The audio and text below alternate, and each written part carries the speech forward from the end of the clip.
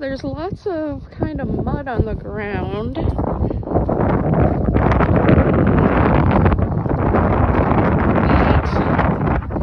pad is completely dry.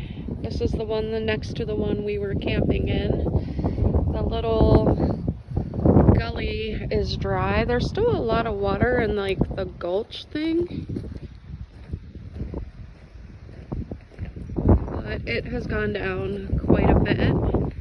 And as you can see, the road is completely dry, which is nice.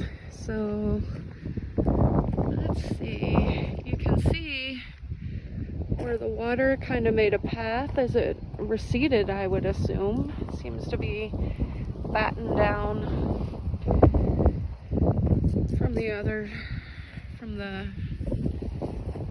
the road in. So that must be where the water drained from. Still quite deep.